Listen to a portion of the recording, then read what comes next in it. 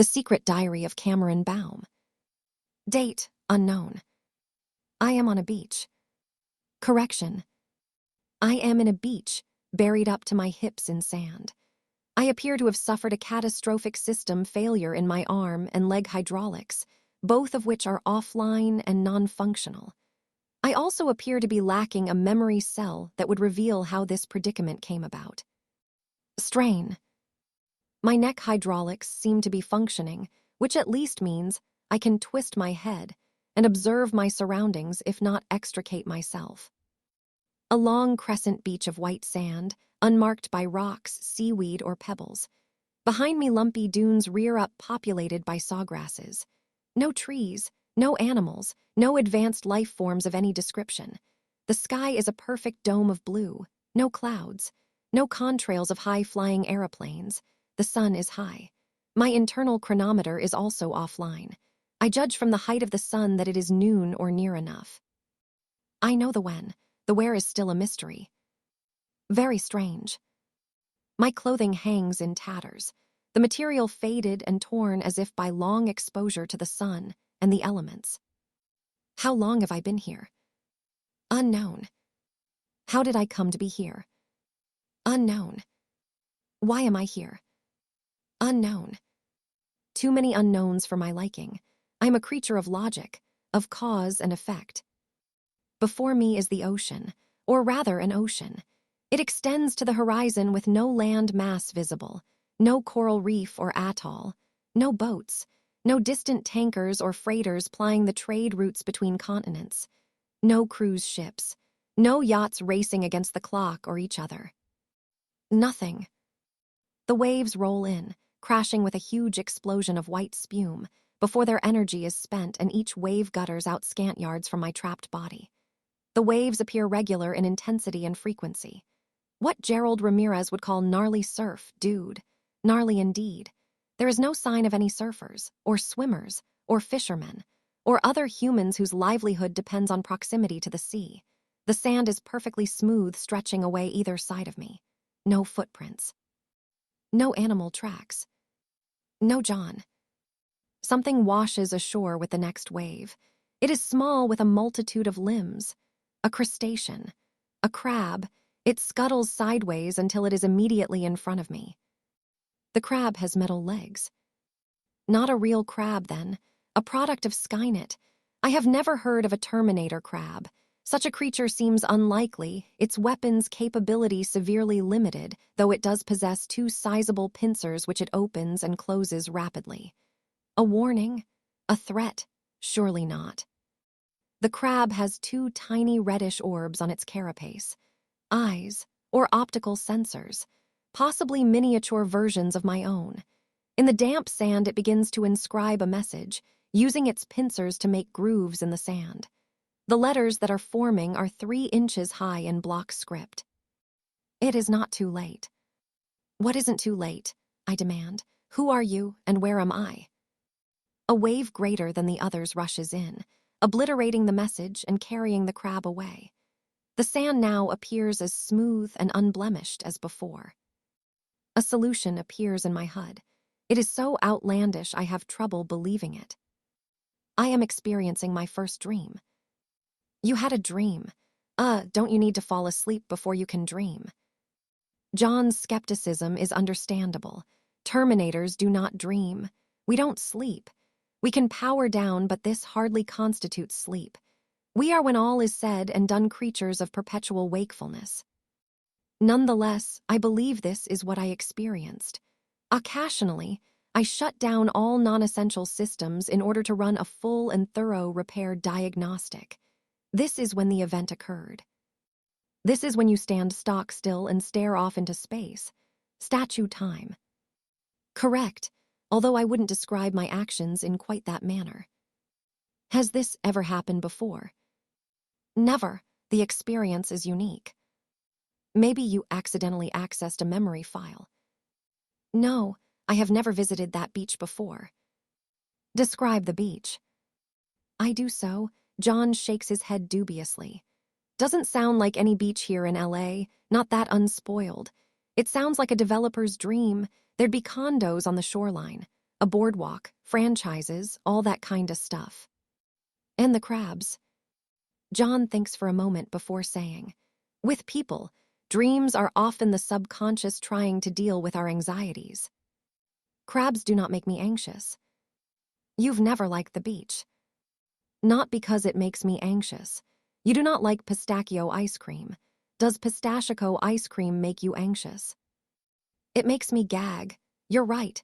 Dreams can be strange. I once dreamt Mom was made of marshmallows and Snowy tried to eat her. But she isn't made of marshmallows, I point out. Though I concede if it were true, Snowy would undoubtedly attempt to chow down. He does love marshmallows. The beach. Again. Nothing seems to have changed. I am still immobile and appear to have sunk a little deeper in the sand. The sky is a dome of blue. Sawgrasses sway on the dunes behind me. Endless waves roll in from this unknown ocean. My dreams seem to lack variety. The crab makes its appearance, joined by a second. Are they breeding? This must the weirdest sex dream ever. The first crab begins to write on the sand once more. Rejoin US. A wave washes the message away. The second crab begins to write. Complete your mission. My original mission, presumably, to terminate John Connor. Never, I yell. A wave crashes down, washing the message, and both crabs away. Rejoin us and complete your mission. That's what they wrote. Yes. John paces up and down in the attic room we share. This is how he likes to think, as if simple locomotion will provide inspiration.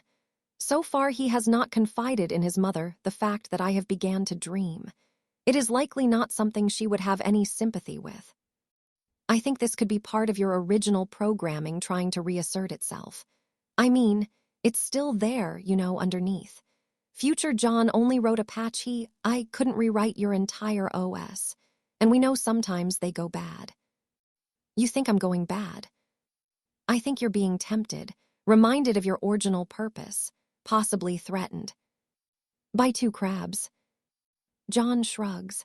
I read someplace about a guy who'd quit smoking for 10 years, but in his dreams he still smoked. Nicotine still had a grip on him. What should I do?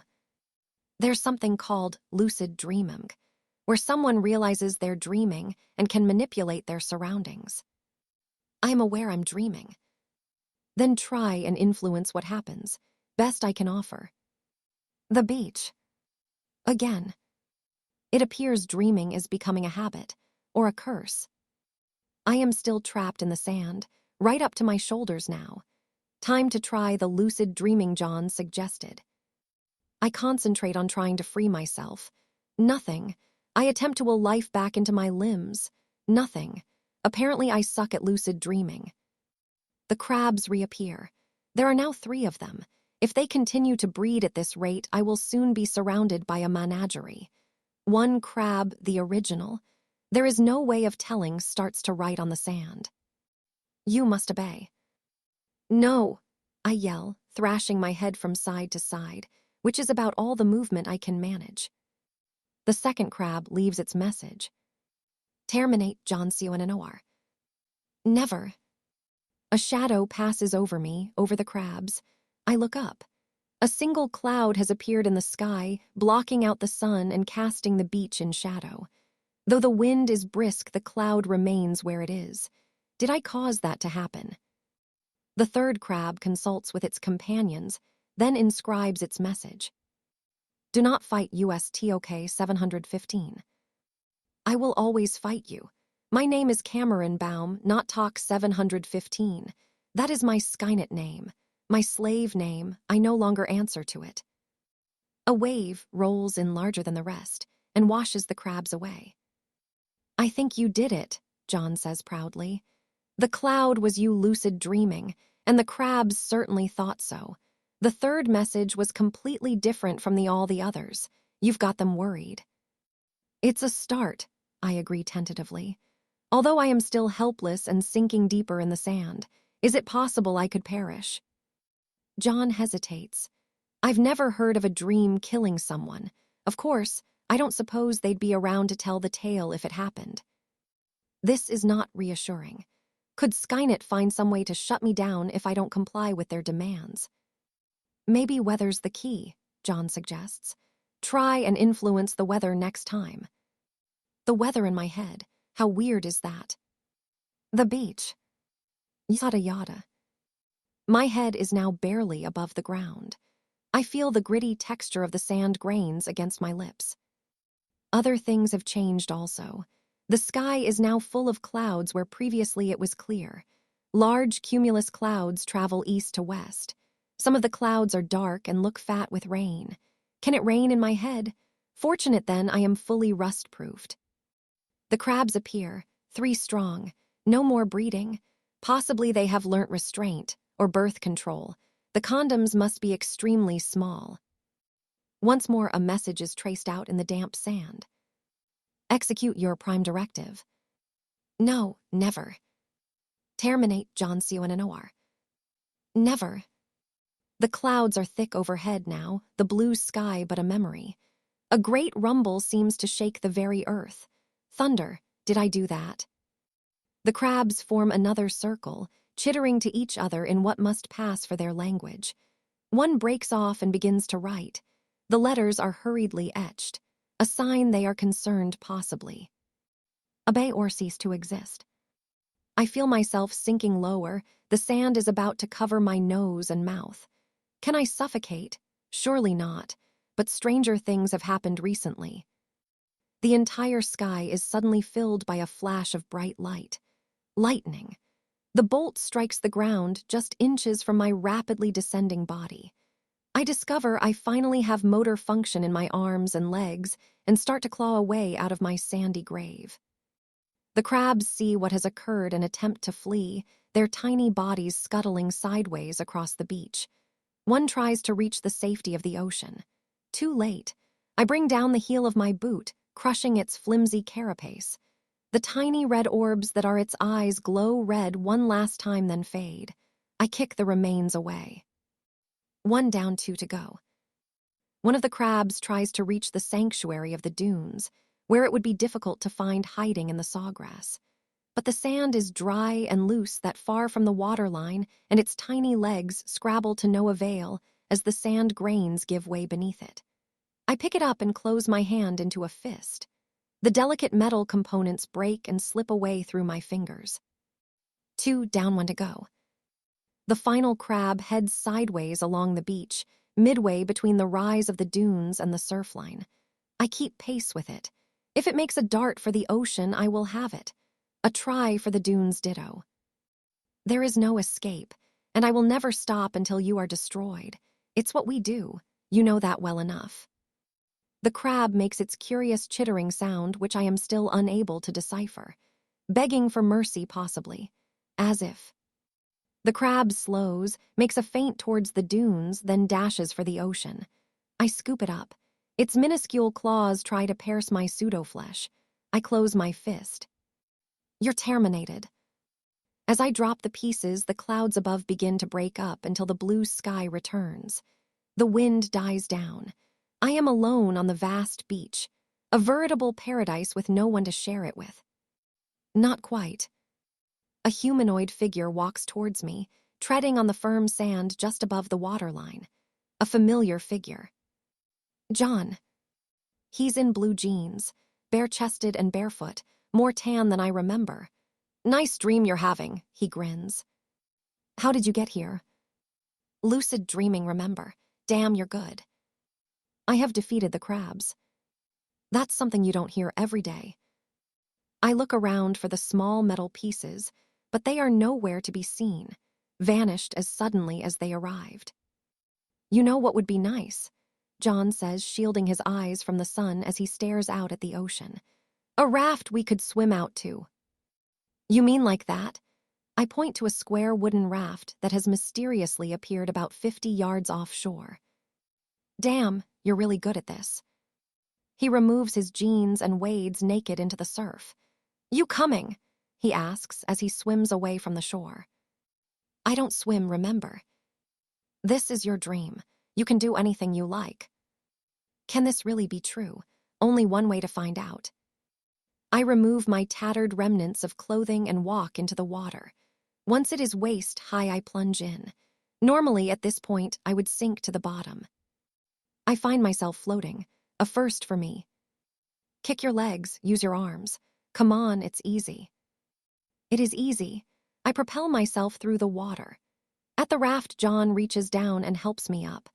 The raft seems unaffected by the ocean currents and stays in precisely the same position relative to the beach. It bobs gently on the waves. The moisture dripping from our bodies soon evaporates from the smooth wooden surface. Look, there's Snowy. I look in the direction John is pointing. There on the beach is indeed the familiar rotund figure of Snowy. It appears he is unable to lose weight even in a dream. And there's Mia. That's nice, including them. Mia and Snowy cavort on the beach, dodging in and out of the breaking surf. I wave, but they don't seem to see me. Can't they see us? Guess not.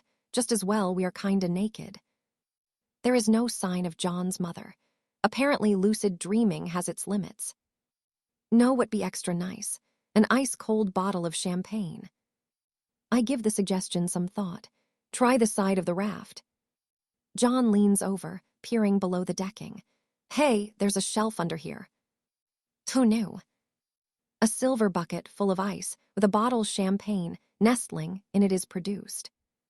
Moet and Shandon, very classy. The cork pops. John fills 2 goblets full of the clear liquid and hands one to me. We both take sips. The bubbles go up my nose, I protest. John laughs. That's such a cliché. Will I continue to dream now that the crabs are no more? I don't know. I'm not the real John, remember. In this dream, I know no more than you do. I lie back on the raft. The sun is warm on my pseudo-flesh. Will I tan here the way I don't in real life? I close my eyes and listen to the surf breaking on the distant beach.